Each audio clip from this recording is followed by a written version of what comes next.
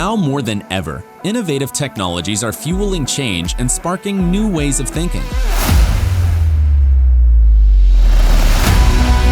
Collaboration between corporations and startups is key to staying at the forefront of these trends. However, finding the right startups can be expensive, time-consuming, and ineffective. But Plug and Play is here to help. As a corporate partner, you will gain access to a whole ecosystem of innovation. Discover startups that meet your tech interests. Stay updated on the latest trends and network with industry peers. We will help you during every stage of your innovation journey, no matter where you are and where you want to go. Get in touch today.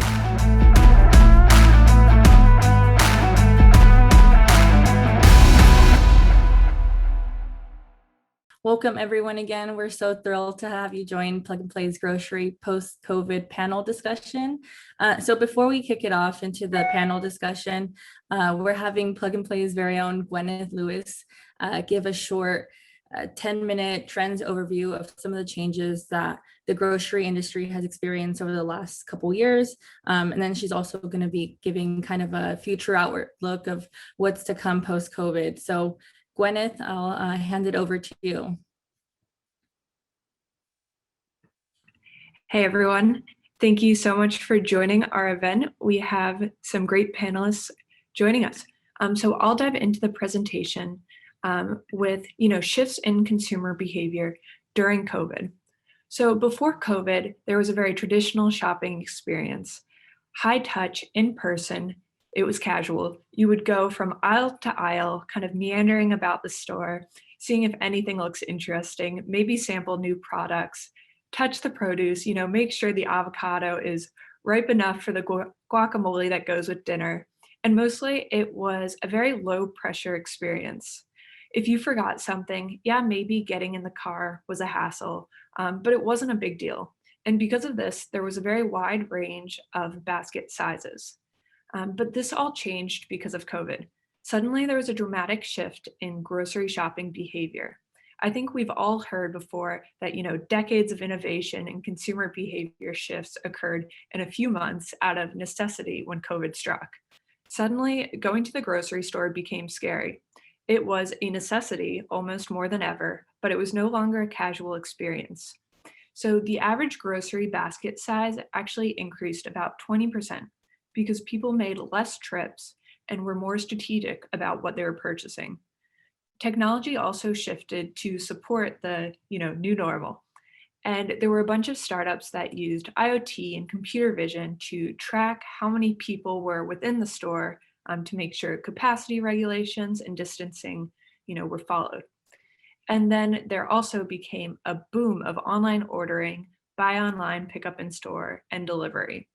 And for the future, a lot of these habits will stick, as well as increasing personalization and in-store technology and robotics, creating more unique hybrid experiences, and also just further automation. So what exactly does this look like in numbers? We're seeing a clear rise in online grocery orders. If you look, March 2019, pre-pandemic, it was less than $1 billion in US online grocery sales. And then March 2020, that number jumps almost astronomically. And then March 2021, about 9.3 billion in online grocery sales. But interesting enough, in April, this past April 2021, the number decreased about 10% to 8.4 billion. So it's likely post-pandemic, it may teeter down, but it will certainly remain much higher than pre-pandemic figures. And what are the reasons behind this? So pre-pandemic, a lot of online purchases were impulse purchases, whether that's Ben & Jerry's because you had a bad day, or late night Cheetos, anything like that. And then during COVID, people no longer wanted to go to the grocery store wearing gloves, a mask, and having to shower immediately after. They were doing online ordering because of personal safety reasons. But once people kind of broke that barrier and started online ordering, they realized how efficient and convenient it can be. So now it's all about time savings, which is why the numbers will, continue to remain post-COVID. And what are the technologies behind this? The technologies that support these new trends. So online ordering, grocery stores, quickly adapted to the COVID times. This is done with internal and external infrastructure. Ever since COVID, I've personally been getting all of my groceries online. I went to the grocery store the other day and I was one of the few people actually ordering for themselves. Everyone else was either, online shopper or an Instacart picker, something of that sort. So it's really interesting to see, just in a matter of a few months, how the dynamic of the store has shifted quite a bit. And what technology can support these online orders? I know what you all are probably thinking. This feels like something that should be in the Jetsons rather than US suburbs. But this goes with the theme of automating processes that have not changed in over 50 years, making them more efficient and thinking about them in new ways. Drone delivery is a feasible option to do this, And also with drones, a person can get fruit delivered to the beach, Gatorade while at a soccer game, sandwiches on a hike. As these new technologies are being introduced, the possibilities also rise, and it creates exciting opportunities for the stores and the consumer. And now, going back into the store, there are a lot of ways in-store robotics and automation can assist. So this image on the left, I want to give a shout out to Wakefern. Wakefern partners with Mars with the Smiley robot to go around the store and have people reach for candy if they like. So it's a fun way to bring robotics to the store and also give people that candy. And there are also other robotics such as things that clean floors, windows, bathrooms, so employees can focus on the customer. And then also the image on the right, this is a robotic arm that flips burger patties. So this can be used to help make sure food production remains at the same quality standard across different stores. So in-store robotics can reduce labor costs, give the customer a better experience, and also empower the employee to really focus on the customer. And now to take this, one step further is the autonomous store. So self-checkout has transitioned quite a bit. I think we've all experienced going to self-checkout, getting that error message, having the employee have to type in a PIN, and at that point, it's not really self-checkout anymore.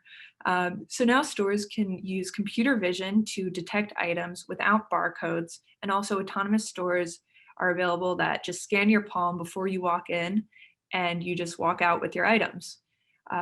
Think about college environments, airports, vacations, areas, hotels, and so on. It might not make sense to have employees in the store during late night hours or very early mornings, but with an autonomous store, it can operate outside of traditional business hours. And what's next? So all these technologies surround the notion of automating processes, making them more efficient, and giving the customer a better experience. As life shifts back to normal, many of the habits adopted during COVID-19 will remain present. But as they transition from a quick reaction to COVID-19 to a more regular way of shopping, grocery stores must adapt and automate in order to keep costs low. And then also, on a brighter note, humans are social creatures. Once people are comfortable, picnics, barbecues, family gatherings will all be back full force. And what merchandising tools and AI prediction can the stores use to make sure they are well stocked? And I'm going to leave it on that note. Thank you guys for joining our webinar. If anyone has questions about the future of the grocery store, reach out to me or Jasmine.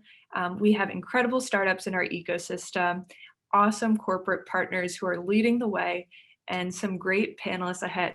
So I'm excited to see what they have to say, and passing it off to Will. Amazing. Thank you so much, Gwyneth. I am always blown away by the insight you bring from all the investment activity, the deal flows, which bring together the corporate partners and startups within our brand and retail network to work on new technology and ideas. And thank you so much to Jasmine for organizing this event. If you are new to the plug and play world and community and you want to learn more, get more engaged, please reach out to Jasmine. I'm Will Decker. I'm the VP of the Brand and Retail Program Co-Director here. I also am a principal in our Future Commerce Fund, which was recently announced. I'm going to be your friendly moderator for the panel. And what I like to do is if you have any questions throughout, you can feel free to use the Q&A. I'll be monitoring that and asking our panelists your questions and ours throughout. And it is my distinct pleasure to welcome our panelists to our virtual stage here. First, Chris Mcrae.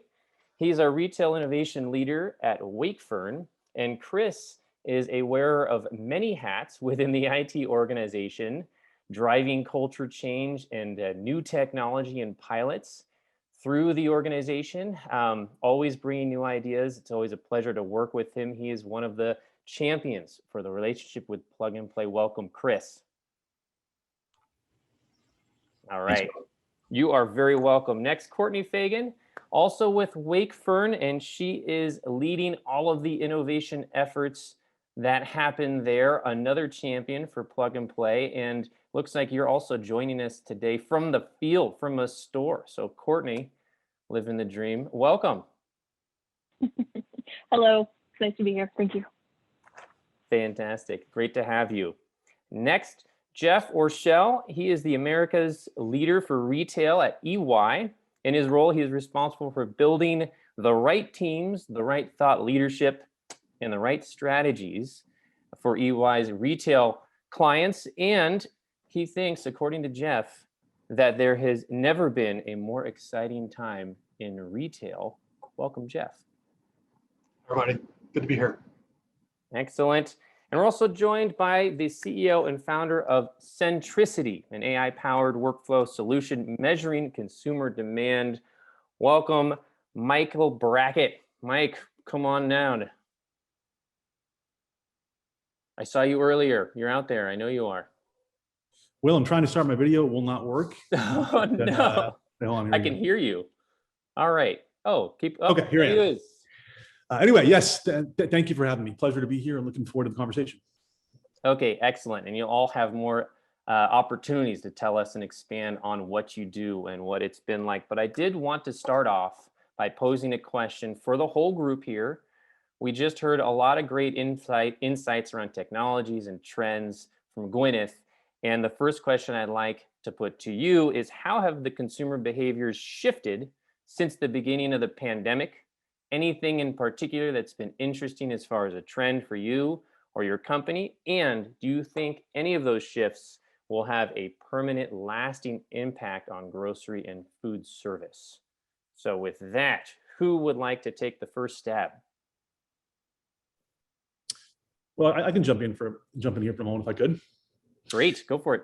Yeah, I think that, based off what we do, we focus on pre-purchase intent. So we focus on, demand signals before there is an actual conversion event and signals. And so very early into the pandemic, we of course saw the yeast craze, the bread breaking craze, all those sort of things, and thought, what the heck is this?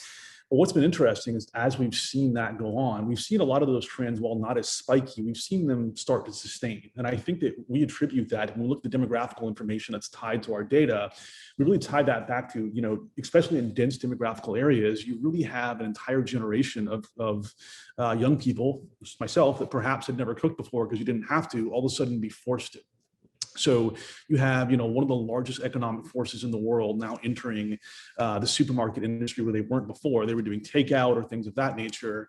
And that brings a drastically different consumer pattern and behavior into the store. And we love to see that. And I think as Gwyneth got to at the end of her presentation there, which is fantastic, was we believe that that's going to come back, and in-store traffic is going to rebound. So I think that a lot of those people who have really tried delivery and things of that nature are also going to become a hybrid and stick within the store.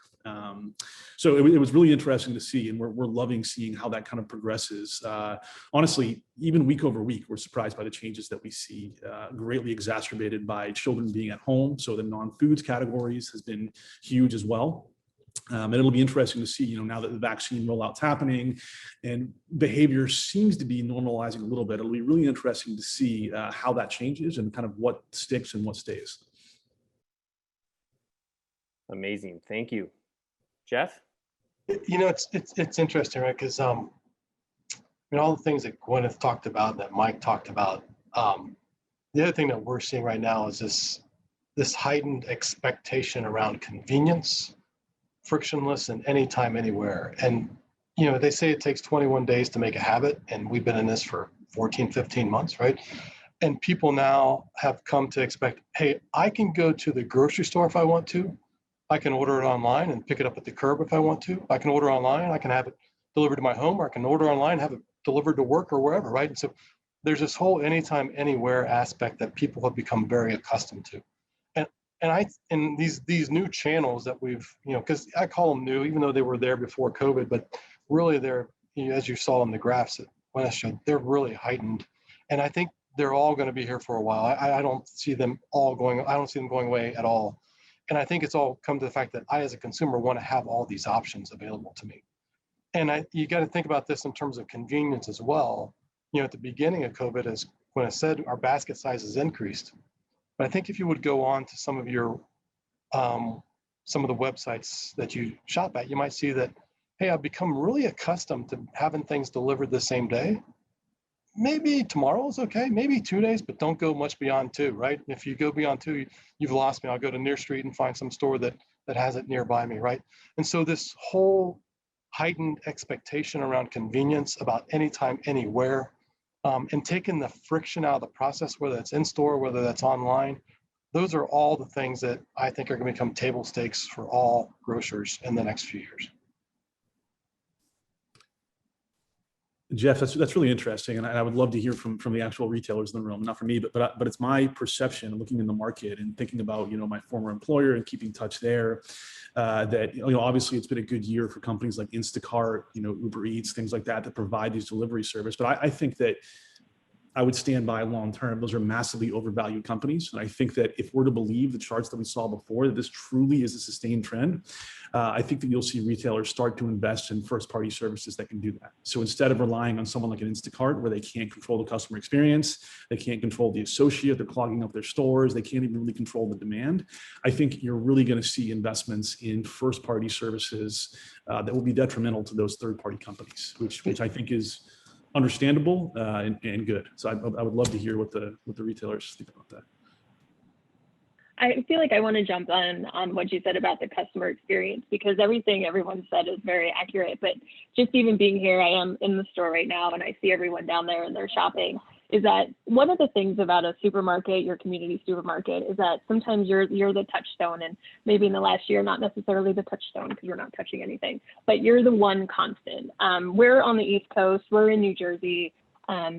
Chris and I live at the shore. We've gone through so many catastrophes, whether it's weather, whether it was Superstorm Sandy, now the pandemic. And in times like this, sometimes the grocery store is the one constant. It's that one sense of, we feel alone, but if we can go to the store during these times, there's still people we can talk to, and we can realize we're not completely alone. And it just gives that little sense of normalcy. And I think that while there is that, push for convenience, there's always going to be also that push for customer experience and not losing that experience during the convenience. And how do you, marry the two? And that people are kind of happy to be back in the store, and maybe they don't want to be there for a long time. So coming up with those convenience ways of doing it, where maybe you have, go to this section, you can get everything you need for a meal, and we've made it convenient, but it's healthy and it's responding to you. But I just think that while there is that dependence, there's also that real need for that. I loved when Gwyneth said, it's the Jetsons and not the suburbs, but for the Jetsons, they lived in their suburbs. And I feel like that's just kind of how this is all evolving. And it's so important because you have the behind the scenes, and then you have that customer experience where there's all the opportunity for innovation. But that I noticed in one of the comments, somebody said, the West Coast experience might be different from where we are. But at the heart of it, there was always still people coming to the supermarket. And I feel like that's just because it's that one hold, and that we can evolve with them. But I think at the heart of everything, it's going to be experience and maintaining that and evolving with that.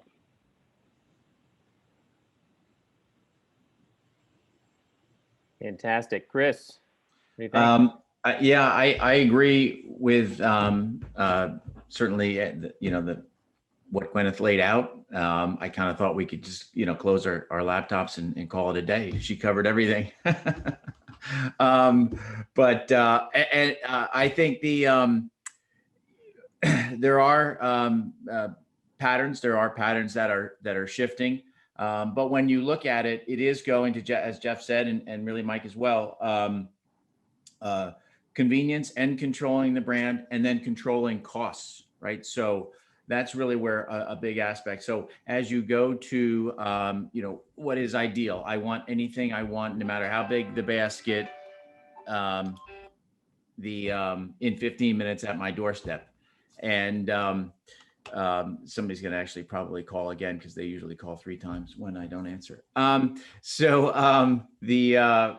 So how do we get more efficient? How do we add capacity, right? So if you look at a grocery store, a typical model, right, there is, and again, this was referenced by Mike and Jeff, you're having our in-store selectors going and picking through the aisles. You've got then the third parties that are doing that. We've got our shoppers. Our shoppers, certainly in bulk, never really left. Our online operations have crossed $1 billion, but overall at those stores, it's still under 10% of our gross. So how do we wring out efficiencies? Obviously, labor is scarce, and it is more costly. So as you add capacity, and in order, if you go and you buy a $150 basket, that takes you, 40 minutes, maybe an hour. Well, if you're shifting that to us, then we have to cover that cost, and a fully loaded cost for that, could be $20, $25 an hour. We're charging $5. So we're effectively, that's a red parentheses in the spreadsheet. So how do we add efficiencies? Every minute we can pull out of that online shopping that we do, it adds up, especially when, again, you multiply that over $1 billion a year. So we've been looking at micro fulfillment centers. We've been looking at adding sort of intelligence to pick to light, intelligence, AI to substitutions, making sure we have the right products there. So that's really where we've been also balancing a lot of the experience and the trying to attract consumers and keep consumers, but also making sure that we can do it in a more efficient and effective manner. Chris, that's interesting. And like I told you yesterday, I think Wakefern and ShopRite is an absolutely world-class retailer as it pertains to customer experience and merchandising, something you guys, I think, have done an incredible job at since inception. Where do you think that the future, when you think about third-party companies and obviously how much that's now become a part of your business more than ever before, where do you think the future of that lies? I mean, do you see like a double down sort of investment, or do you see a tapering away of that? And kind of what's the hybrid model in between that? Well, as a co-op, some of those decisions are left to our members.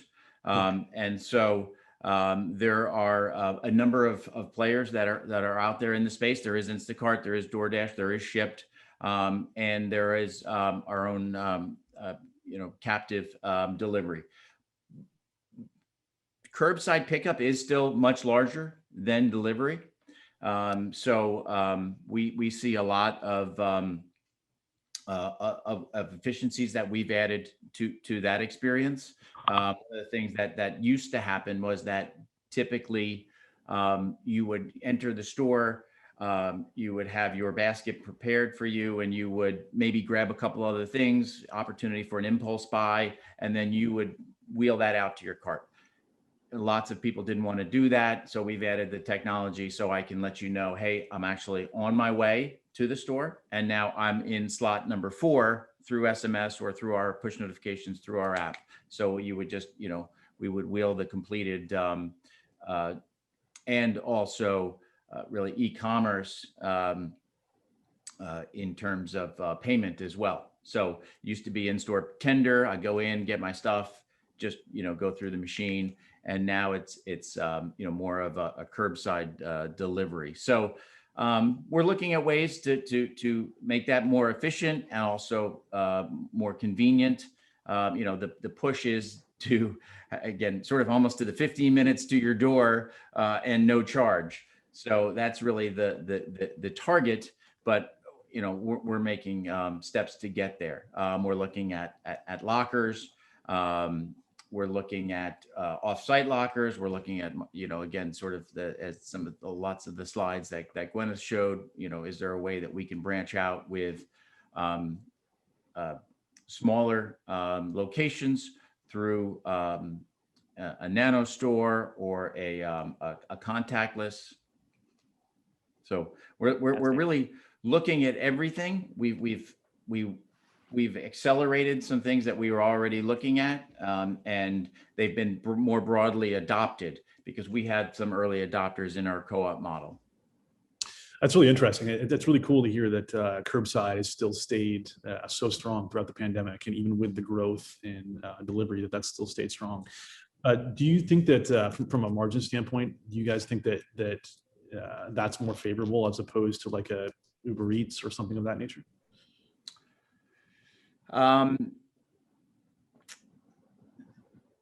I think there's, you pointed out, there's still lots of questionable math that goes on with that model and it is sustainable. Sure. Right. So good one to dive into in the future times. Jeff, I saw you were also unmuted. Did you want to add anything to this one, or? Why don't we move on, Will? That's fine. That's fine. No, I have one. I actually have another one that's tied into where we're going here as far as you heard Chris talk a lot about learning a lot, seeing a lot, testing a lot, covering a lot of different areas. A lot of the conversation so far is focused on the customer experience and third-party solutions and how you integrate that to drive convenience, meeting with efficiency.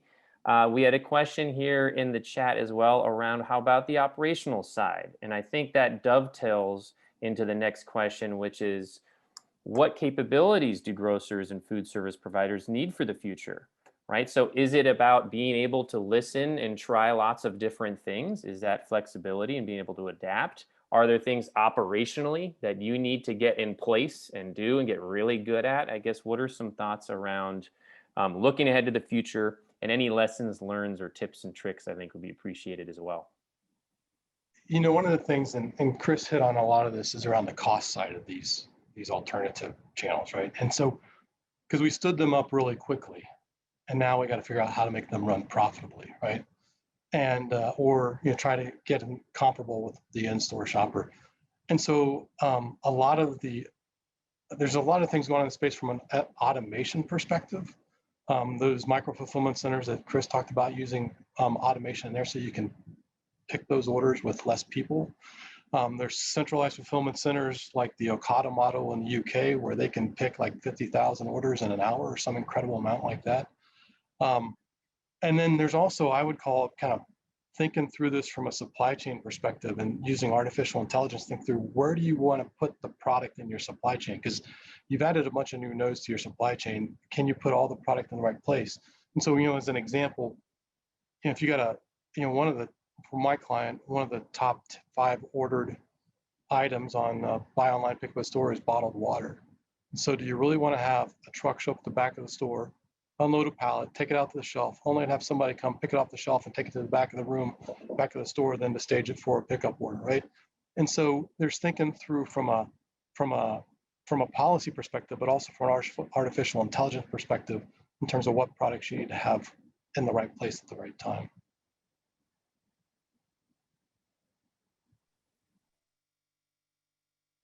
Fantastic. Any other tips and tricks as far as getting set up operationally for what the future potentially holds?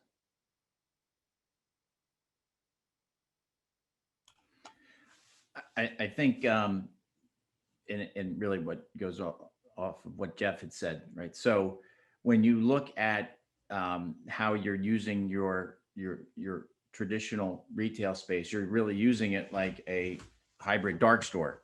So it's still an open store, but it's really operating as almost as its own micro fulfillment center. So how do you how do you balance that? And that also comes into aspect in terms of space, right? So as you have 10 or 20% of your orders now having to be staged somewhere while you're waiting for somebody to pick it up. So you have to rethink your floor plans. You have to rethink your planograms. You have to rethink what you're going to offer. You have to look at maybe consolidating some space. And then how do you stage that, and how do you make that efficient for for curbside? So when before e-commerce, it was really around how many touches, reducing the number of touches, right? So from basically from the distribution center to the shelf, as few touches as possible gives you efficiencies. Now suddenly we're introducing all these other possible touches along the way. So that's really where we're looking at how we can do things smarter. AI is a part of that for sure. Fantastic. Yeah, that's really interesting. Go ahead, Mike. Yeah. I was just going to say that's really interesting, because to your point, it seems like before the idea was, let's make the back rooms as small as possible, let's make it as efficient as possible. Now, to your point, I guess you're gonna have to reverse that. You need more stock on hand to increase this demand, and that's an interesting change that happened very quickly, it seems like. Fantastic. And Courtney, anything to add as well?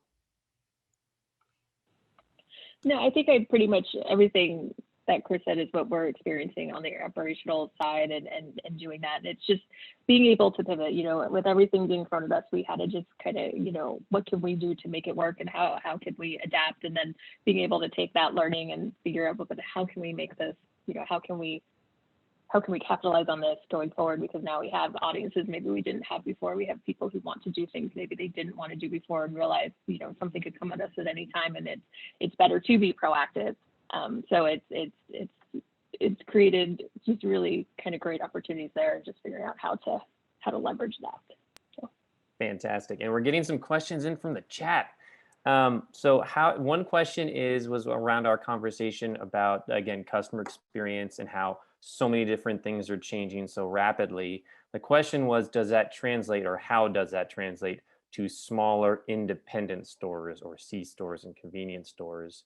I think that kind of also works with, Courtney, you talked about earlier, another comment from the audience about geographic differences, tech centers, and what that experience is like, and whether that's going to be evenly distributed or available to all markets across the US. So are you seeing some of these things that you're implementing also be relevant or translate to smaller format stores, other types of markets, that kind of a thing? I would say yes. And what's really interesting about Wakefern is, since we are a cooperative, we have some owners who have 30 stores, we have owners who have 1 store, we have different banners that are smaller sizes. So we really have the opportunity to test and try different solutions in all different formats and see what works. And if it works in a ShopRite, would it work in a PriceRite? If it works here, would it work there? And I think there's ways to kind of configure, and that, I think all of this would translate for a smaller store too. It's just, you have to be almost as creative as a solution to find how that can work. And you have to be agile and nimble there. But yeah, I think that's kind of one of the great things for our kind of research and development team, is that we get to kind of roll up our sleeves and figure out what works, what sticks, what doesn't, and then, try to champion that and bring people on board and try those new things. But I think it translates to smaller independent stores, that just because you're a smaller independent store, you have the same issues, you have the same concerns. It's about getting the product to the customer. It's about trying to be cost efficient. It's addressing all of those same problems. So I think it's just, not always looking at it as, well, I'm smaller, so we don't have the same issues. You do, and you can find the learning there for it, glean it out, and implement it there. Amazing. Thank you. We did have another question too about the stores that are robotic and fully automated. Jeff, you talked a little bit about this as well. Are there limitations to that business model? Do they have too many heavy maintenance? I mean, you think about the total cost of ownership for some of the machinery, et cetera. Does it end up being more expensive than a normal independent store? So anyone want to take that one? I think the robotics one, Will, is interesting, right? I think we're seeing kind of like niche. Maybe I'm wrong here, but I don't see them widely used right now, right? And there's also kind of, it freaks out some shoppers. It just freaks out some shoppers when there's a robot in the aisle.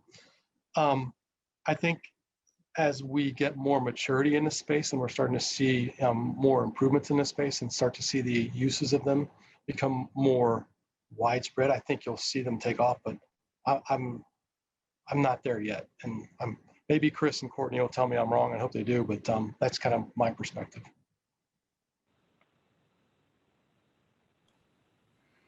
We definitely have. We had one owner tell us yesterday that they were anti-robot. So it's true. I wasn't sure if we were gonna. Yeah.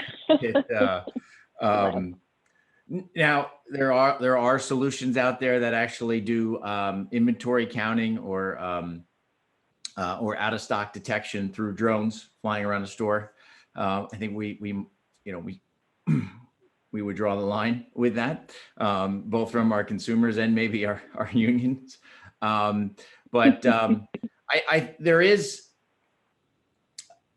We are not interested in letting, the world gain advantage on us by sitting back and waiting to see what happens. So we are open, and we have been investing in seeing what works. What do we have to change in order to make it work? Or what does, the technology or the vendor potentially have to change to make it work?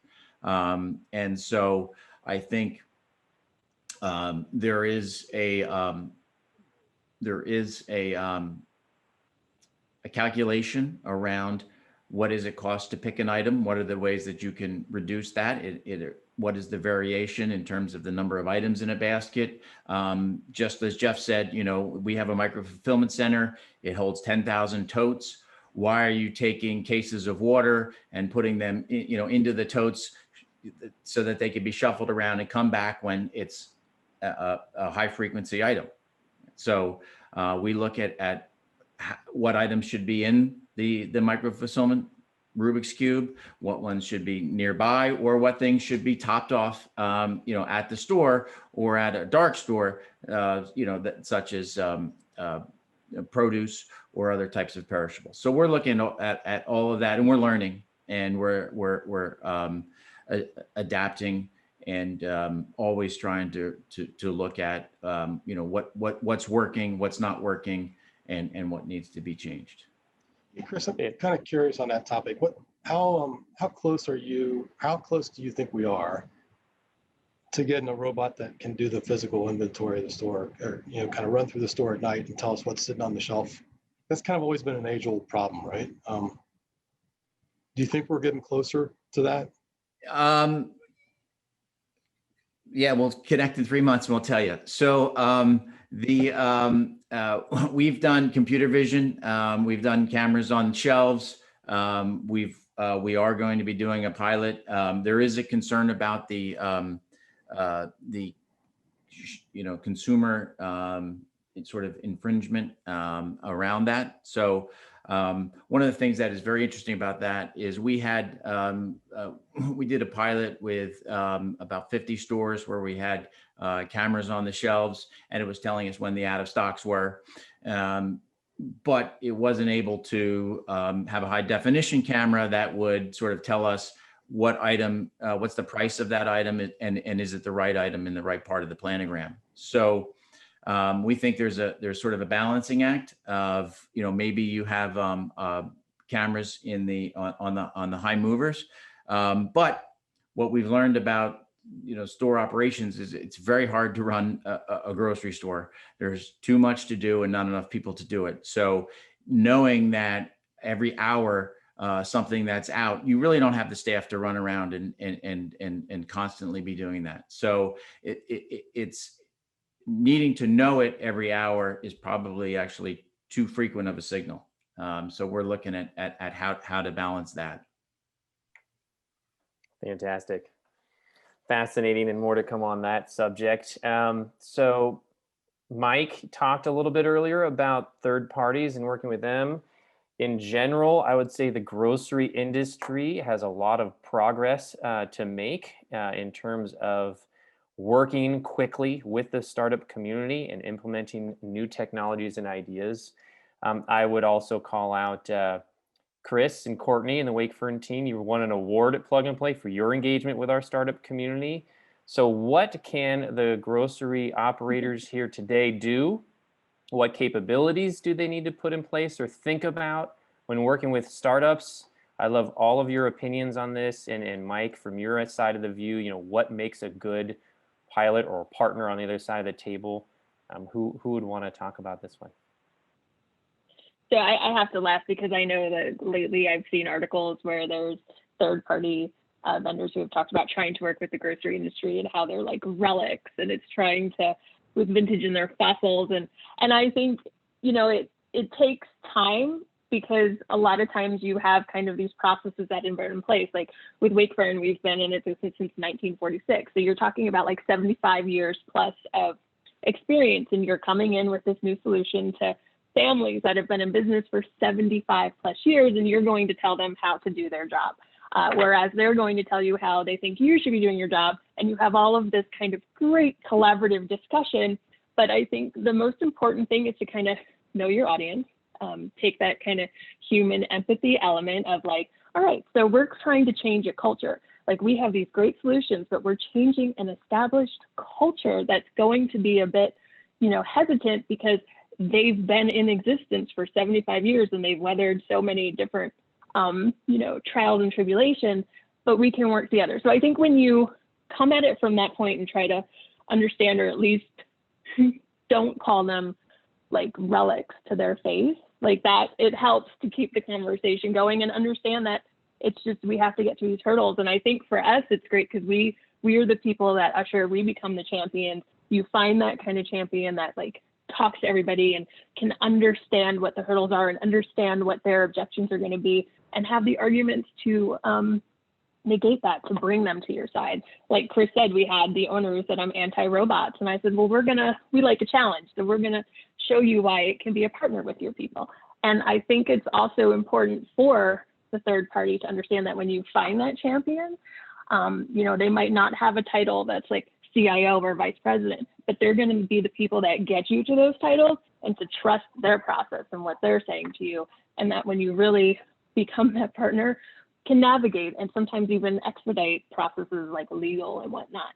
But I think it's just, I just laugh at that because I know it's always like, we have it, grocery, you're so slow. Like we could just go because you're the startup and you have that kind of sensibility. And I love that. And I'm like, oh, I wish we could move as quick as that. But it's just, the reality is you're really going to a industry that is set, and it's, but they want to change. They want to evolve with their customer base. So it's having that patience, but also just, I just really finding your champions and then respecting the champions in the process. So I love that part. That's my favorite part of this, is that strategic element of getting through the rigmarole and getting to implementation. But I understand the frustration of the third-party vendors too. I do. Love that. We need more Courtneys. Yes. Thank you. So patience, empathy, finding the right people, no matter what level. That's fantastic advice. Thank you. Anyone else? I was going to say, Courtney, coming from a third party, coming from a startup, I completely agree with you. We get that feedback from investors all the time. One of the unfortunate parts of being a venture-backed company, no offense, Plug and Play, is you got to talk to investors all the time. And, a lot of the feedback we hear is, well, it's an old industry, they're slow to move, the sales cycles are low. We haven't felt that at all. I think a lot of what you brought up is you have to know your audience. You can't go in there and say, hey, we're from Silicon Valley, we're going to have a drone come in and stock your shelves. And, that's just not knowing your audience. I think having a lot of emotional intelligence and approaching it as like, look, you've done an incredible job building a business for the last 100 years, and we think that we can, help you do better with this technology, is a much better way to approach it, as opposed to, we're going to come in and we're going to get rid of this and we can eliminate out of stocks overnight, because any realistic retailer is going to look at that and say, no, you can't. So I think it's just, to your point, just really knowing and respecting your audience and champions, and also being able to set out clear goals. So in other words, besides like, hey, we have the best AI technology in the world. Okay, so what? What does that mean for me as a retailer? So we like to talk specifically about, we believe we can help top line. We believe we can help out of stocks. We think we can do better forecasting, demand planning, all those sort of things. And what does that quantify to? And so when we go into a POC, we like to go into it saying, here's exactly, like let's both agree on what measures of success are and what it would take to move forward, as opposed to saying, here's the keys to the garden, have fun, hopefully it works. So I think it's just understanding from your customer, from the retailer, what do you want to get out of this and what's important to you? And then how can we help you get there? And I think that having that sort of engagement and really understanding the customer or the retailer's problem is really paramount in a productive relationship with an early stage startup. Will, on that topic, I think if from a startup perspective, and I'm not a startup, but I've worked with several, but I think one of the things I would say is there are going to be people in the organization who do not want to change. They're going to be hard to work with. And I think the thing that you've got to try to do is to look in the technology, startup, entrepreneur ecosystems, wherever you're located, and find those individual retailers who are involved in those. I live in Cincinnati. I know the retailers here that are actively involved in those, and then I would use those as ways to kind of get my coaching and advice how I would want to enter into those big companies. Because the problem you're going to have is not everybody's going to be thinking about this like Wakefern does, right? A lot of people are going to think through, hey, I still have my 180-day payment terms or 120-day payment terms. They don't realize that's going to put a startup out of business, right? Or how the hell do I get through the security protocol? I mean, oh my gosh, that can be daunting, right? And so you really need to kind of have that, find out who's actually engaged in your ecosystems and helping support startups, and then use them as coaches as you're trying to get into some of these retailers. If you can't get those coaches, it's going to be a very frustrating challenge for you. Incredible. Great discussion. Thank you all for those thoughts. Super helpful. Another question here from the audience. Someone has been biking and walking to the store more than driving now that it's been the pandemic, and they're wondering anything that you would do to encourage people taking alternative transportation. I think that there's a couple trends that I'm interested in as well. One is localization, right? Things are just getting more local as people go back to stores or going back to Main Street and local shopping. As well as sustainability, right, and climate change. So are there sustainable efforts that you're looking at doing as this sort of great reset opportunity presents itself, and anything specific around alternative transportation support to your stores? I think that's a really interesting question. And I think always first and foremost would be the safety of our customers, depending where the stores are located, if it would make sense to do that. But we have our environmental affairs, we have our community affairs, and we also have a really robust nutrition and health and wellness teams in our stores. And I feel like this would be something to bring back to them, because they are always looking for ways to encourage these types of initiatives. And just from taking outside of a tech type of standpoint, but more of a kind of marketing type of community philanthropy type of thing, I feel like there is something with our dietitians and nutritionists that could be part of their goals and initiatives. And I'm actually going to bring this back to them because for certain areas where our stores are, this would make a lot of sense. And it could be like creating the community and, having some, recipes if you are a biker and this, or like those products that would do it. But I did see this and I made a note. So I think I'll bring that back, because I just feel like there's something there. So awesome. It's not a technical innovation, but I just feel like there's something with our health and wellness, and we're very engaged that it's something that they're not looking at. Maybe they should. Very cool. Mike, anything around consumer demand prediction around changing behaviors like this, more focused on sustainability or other types of, or localization, things like that? Yeah, it's a great question. Well, a lot of our engagement that we get from large retailers, it's exactly that, where they've said, like, even some larger retailers that are global that might operate in 30 plus different countries, they've said to us, we've generally thought about assortment from a country by country standpoint, but now that we're realizing that these trends are changing and people have this ability to shop on their phone, Amazon is basically hyper localized every customer in the world. So we're hearing a lot, particularly from very large global retailers. They're trying to think about how do we use a technology like Centricity to really understand consumer sentiment on a micro market level. But almost more importantly, once you know that, okay, well, our supply chains were built not to do that, right? You have 100+ years of, supply chain efficiency that says, we'll have the same planograms for this country. So how does the supply chain adapt? But very consistently, we hear everyone trying to figure out, okay, we want this data, we want this insight. Now, how do we make it work?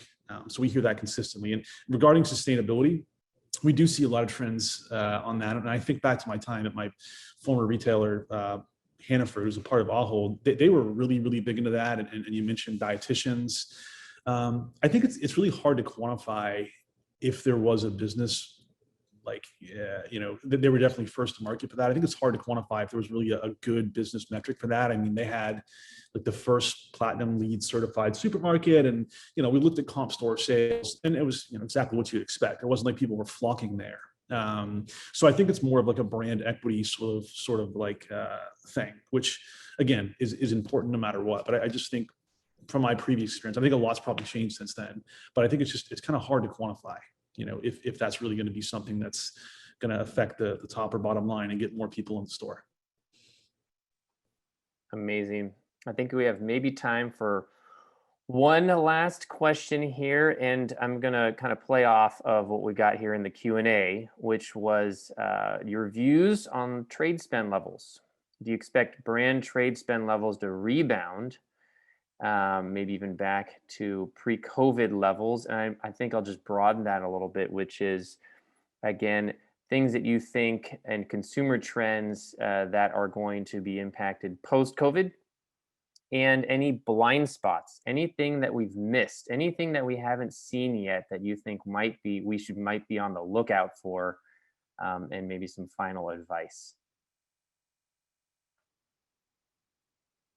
Trade levels, blind spots, things we haven't talked about yet, and parting words of wisdom. I think that I've talked too much. You're doing great. I've learned so much. I would just say, while I can talk before there's going to be construction above my head, that we have we look for co-investment. So we want to make sure that we don't divert one pocket to the other from the trade dollars, but we're looking to partner. We've partnered with Mars, with Colgate, with Mondelez. So we're looking for these co-investment / co-experimentation opportunities to really get together maybe a concept or a startup and wait for it as the retailer, and then the CPG as an interested co-party to that. Yeah, just to say, we don't know what we don't know. I mean, so you can pose that question to us, but maybe there's people in the audience you could tell us, are there blind spots we're not aware of because they're blind spots? And I think it's a great time, and that, it's this, global event that made everyone want to be more open. And this is the time to reach out to people and to, bring your solutions to the forefront and see if there's an appetite for it. So, partnership is key. And I just, like I said, we don't know what we don't know. So I would love to be enlightened by all the wonder that is out there to see if there is a fit and, bring something new. Well, one of the things from a blind spot perspective, and we haven't really talked about this, but if you look at grocery in particular, if you just look like the last 10 years, now don't include 2020 because it's an anomaly, but the last 10 years, operating income as a percent of revenue has declined 25% for the 10 largest grocers globally. And so a lot of grocers now have this model where they're actually looking for alternative revenue streams. They've got all this great rich data. How can I make money off this data? How can I get into the media business? How can I provide financial service? What are the other things out there that I can do that I can build off of this asset of all my stores and all my customers and all my data? And I think that's something that don't forget about from a startup perspective, how you can look at those to kind of build out these alternative revenue streams, because a lot of retailers are looking at these as ways to kind of prepare themselves for the future. At least that's my perspective. Love it. Well, thank you. Thank you all. I think that's about time. Jasmine, who kicked us off, a great person to talk to if you want to get involved with Plug and Play. But thank you, panelists. Chris, Courtney, Mike, Jeff, been fantastic conversation. If there's a good way to get in touch with you, don't hesitate to share that. You can do that in the chat or otherwise. Also, the Plug and Play team's here. Obviously, Plug and Play puts on many events like the event today. Go check our website for a great calendar. Reach out to us and we'll get you invited. Thank you so much. And hopefully we'll see you again next time. Have a wonderful day.